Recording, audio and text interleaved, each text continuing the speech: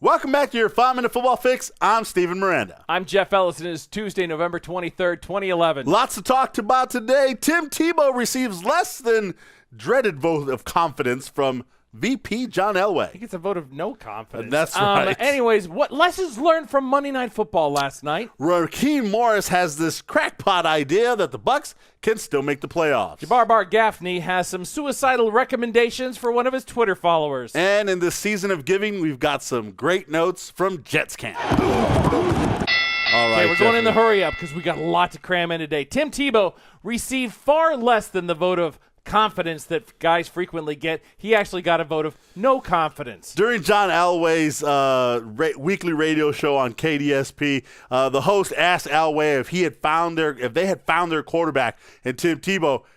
Elway responded, "No." I love this photo here. This is Elway at a Stanford game watching Andrew Luck play. See the enthusiasm? He's very happy. Now we cut to last week. Elway watching Tebow drive 95 yards for the game-winning score. Confused. All right. All right. Tebow says, I honestly don't pay much attention. I don't try and focus on anything that doesn't affect me personally.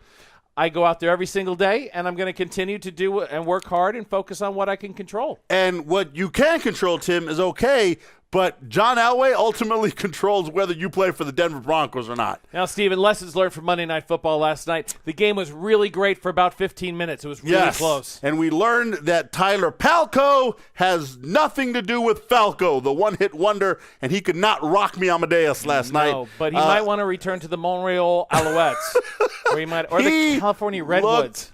Bad. Yeah.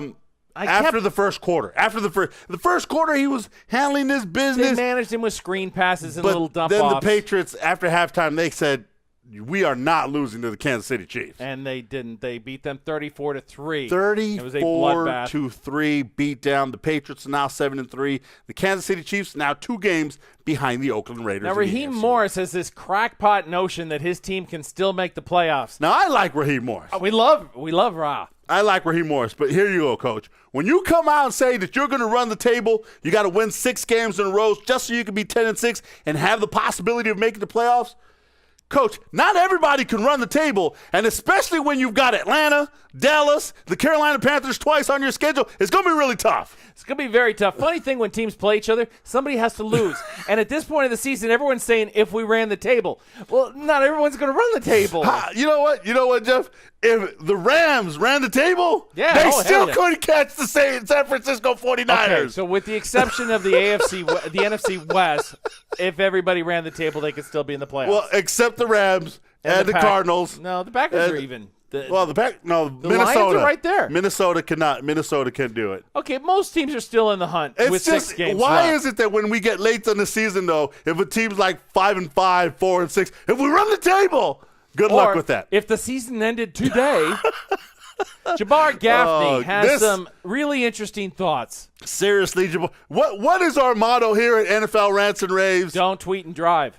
Don't tweet before you think. That's what it is. Don't tweet before you think. Think before you tweet. And Jabbar Gaffney obviously wasn't thinking.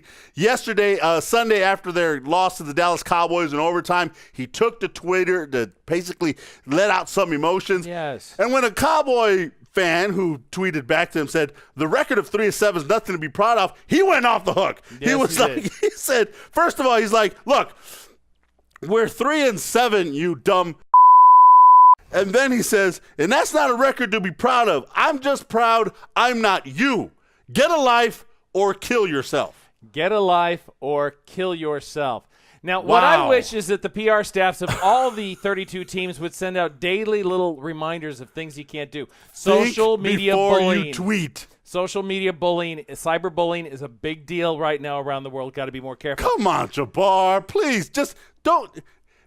You can be angry at somebody, but once you put it down on Twitter, it's there forever. You went and you deleted those tweets, but we got them right here. Okay? They don't go away. Trust me. when you do something dumb on Twitter, it stays with you forever, like some things we don't want to mention here. All right, go. finally. Happier thoughts. Happier thoughts. Happy thoughts. It's the most wonderful time of the year. Here you go, Jeffrey.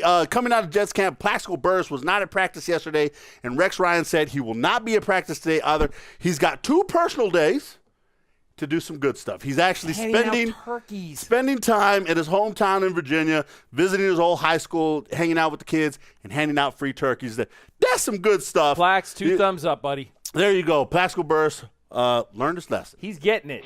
All right, people, that's all the time we got. I'm Steven Miranda. I'm Jeff Ellis. For your 5-minute football fix. Out.